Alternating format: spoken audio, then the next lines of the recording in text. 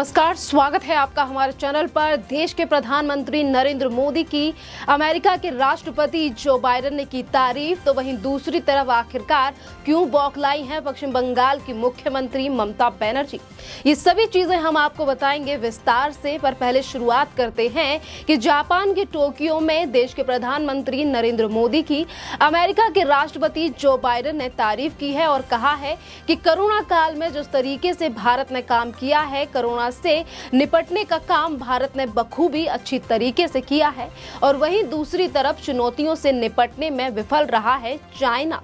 तारीफ की है और बाहर के जो बड़े देश हैं आज वो भारत की ताकत मान रहे हैं, और यही बड़ा कारण है कि देश के प्रधानमंत्री नरेंद्र मोदी से लेकर भारत की तारीफें कई देश के बड़े लोग और बड़े नेता कर चुके हैं, चाहे फिर हम जो बाइडेन की बात करें या फिर इसके अलावा तमाम बड़े देशों के प्रधानमंत्री या राष्ट्रपति यों की बात करें। अब बात करते हैं ममता बनर्जी की, किस तरीके से ममता बनर्जी आज केंद्र सरकार पर हमलावर है, चाहे फिर वो ईंधन की कीमतों को लेकर जो बड़ा इजाफा केंद्र सरकार की तरफ से किया गया है, या फिर भ्रष्टाचारी नेताओं के ऊपर केंद्रीय एजेंसियां लगातार शिकंजा कस रही हैं। अभी कुछ दिन पहले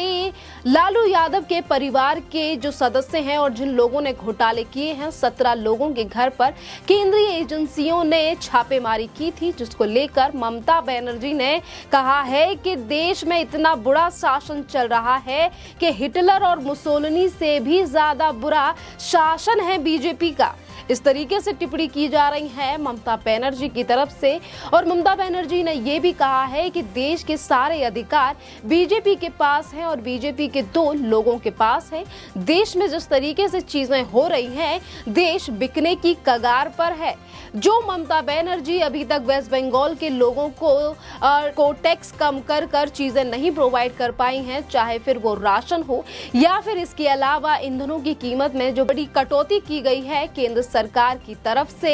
एक्साइज ड्यूटी को कम किया गया है, तो जिसको लेकर ममता बनर्जी किस तरीके से उन बातों को ढकने का प्रयास कर रही है। हम आपको बताते हैं कि आखिरकार ममता बनर्जी ने अपने इन बयानबाजियों में क्या क्या कहा है केंद्र सरकार के लिए। जहां एक तरफ केंद्र सरकार की ताकत को लेकर, पीएम नरेंद्र मोदी के कामों को लेकर भारत देश को एक अलग ही नजरिए से देख रही हैं, बड़ी ताकतें और महाशक्ति की बात करें तो अमेरिका जैसा देश भी आज भारत को मान रहा है, और भारत की तारीफ भी इसीलिए अमेरिका के राष्ट्रपति जो बाइडेन कर रहे हैं। पर इन चीजों का कोई फर्क नहीं पड़ता उन लोगों के लिए जो हमेशा ही भारत को अलग ही नजरों से देखते हैं और हमेशा भारत की बदनामी से लेकर हमेशा केंद्र सरकार पर निशाना साधने का प्रयास करते हैं। जिस बार राहुल गांधी के बाद दूसरे नंबर पर ममता बनर्जी, अरविंद केजरीवाल, तमाम ऐसे नेता आते हैं। पश्चिम बंगाल की मुख्यमंत्री ममता बनर्जी ने कहा है कि देश के सारे अधिकार बीजेपी के पास हैं और 2 व्यक्तियों के पास हैं। हिटलर, स्टालिन और मुसोलिनी के समय भी इस तरीके का राजनीतिक हस्तक्षेप नहीं था। एजेंसियों के जरिए राज्य को परेशान करने का आरोप लगाया है ममता बनर्जी ने। इसके साथ ही पश्चिम बंगाल की मुख्यमंत्री ममता बनर्जी ने ये भी कहा है कि किस तरीके से राज्य के कामों में बाधा डालने का काम करती है केंद्र सरकार, और ये पहली बार नहीं है जब से ममता बनर्जी वेस्ट बंगाल की राजनीति में आई हैं, और 2014 के बाद देश के प्रधानमंत्री बने हैं पीएम नरेंद्र मोदी। तब से ही ममता बनर्जी का 36 का आंकड़ा पीएम नरेंद्र मोदी से नजर आता है। वो हर छोटी चीज को लेकर केंद्र सरकार को जिम्मेदार ठहराने का काम करती है, और इसीलिए इस बार भी इसी तरीके की टिप्पणी की जा रही है। ममता बनर्जी की ये जो बौखलाहट है, ये इसीलिए भी हम कह सकते हैं कि तमाम ऐसे मामले हैं। अभिषेक बनर्जी जो कि ममता बनर्जी के भतीजे हैं, कोयला घोटाले से लेकर नंदीग्राम में हुई हिंसा और उसके बाद कितने भी रेप के मामले से लेकर तमाम ऐसे मामले हैं जिनको लेकर केंद्रीय एजेंसियां जांच कर रही हैं, और ममता बनर्जी के बड़े नेताओं से लेकर अभिषेक बनर्जी की गर्दन पर भी तलवार लटकी हुई है कानून की। केंद्रीय एजेंसियां भी कई बड़े मामलों में घोटालों की जांच कर रही हैं, और जैसे कि लालू यादव के घर पर पर ये छापेमारी की गई है, 17 जगहों पर छापेमारी की गई है और इसीलिए ये बोली भाषा बोली जा रही है ममता बनर्जी की तरफ से कि केंद्रीय एजेंसियों का इस्तेमाल कर रही है केंद्र सरकार और राज्य सरकार के कामों में बाधा डालने की कोशिश की जा रही है। इसी के साथ हम आपको ये भी बता दें कि तस्करी के भी कई मामलों में शामिल हैं ममता बनर्जी के कई नेता और इसके लिए भी कई सारी जो एजेंसियां हैं वो जांच कर रही हैं वेस्ट बंगाल में। और आपको बता दें कि कोयला घोटाले को लेकर भी कई बार केंद्रीय एजेंसियों की तरफ से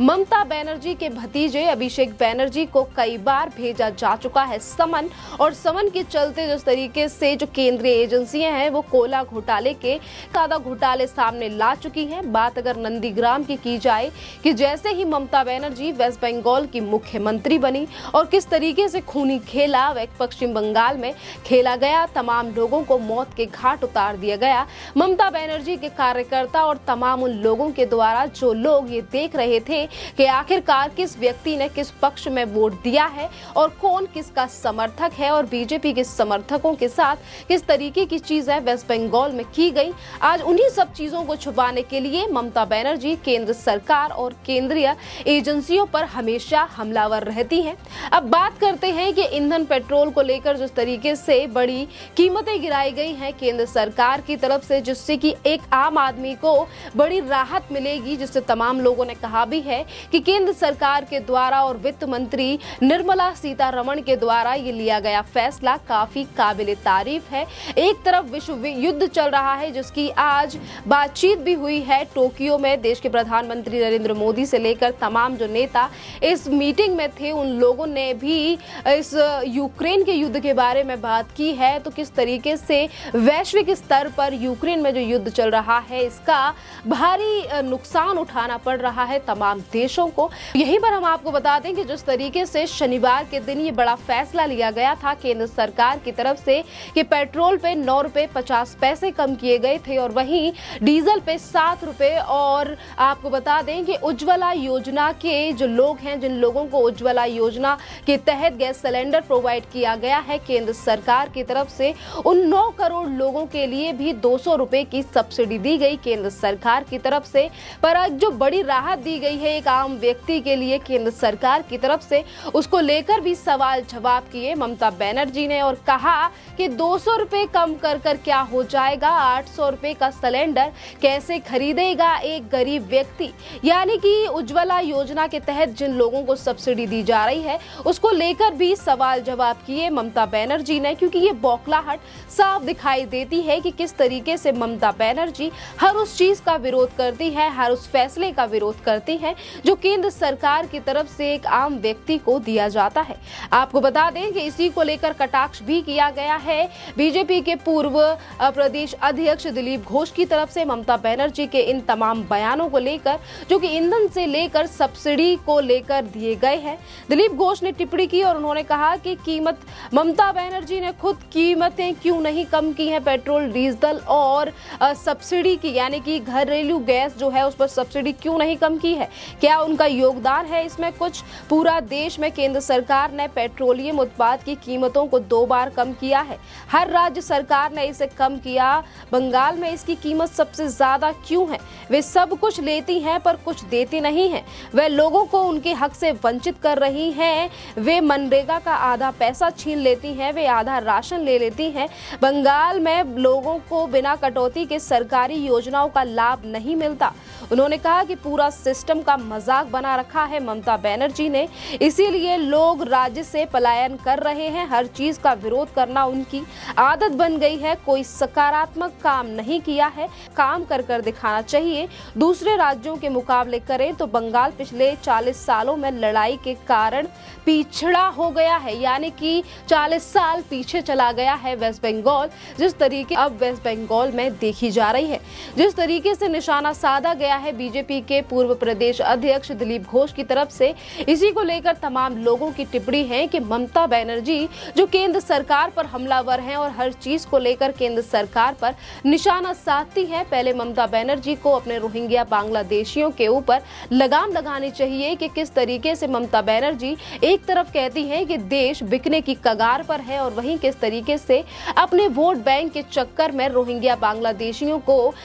वेस्ट बंगाल में बसाने का काम कर रही हैं और उनके फर्जी I card, voter I card बनवा कर अपनी सत्ता में कायम रहना चाहती हैं। ये हम नहीं कह रहे हैं, ये तमाम वो लोग कह रहे हैं जो कि ममता बनर्जी को लेकर अपनी जो राय है वो सोशल मीडिया पर रख रहे हैं। और ममता बनर्जी का असली चेहरा क्या है उसको लेकर भी आज तमाम लोग जो हैं वो सच्चाई सामने लाने की बात कर रहे हैं कि ममता बनर्जी के नेताओं के ऊपर जो कार्रवाई हो रही है वो सही कार्रवाई हो रही है और केंद्रीय एजेंसियां अपने हिसाब से ही काम कर रही हैं। ममता बनर्जी को दिक्कतें इसीलिए हैं क्योंकि अगर केंद्रीय एजेंसियां इसी तरीके से काम करती रहीं तो काफी बड़े राज है ममता बनर्जी के जो कि खुलकर सामने आ सकते हैं। खैर, इस टॉपिक पर आपका क्या कहना है आप हमें कमेंट करके जरूर बताइए। धन्यवाद।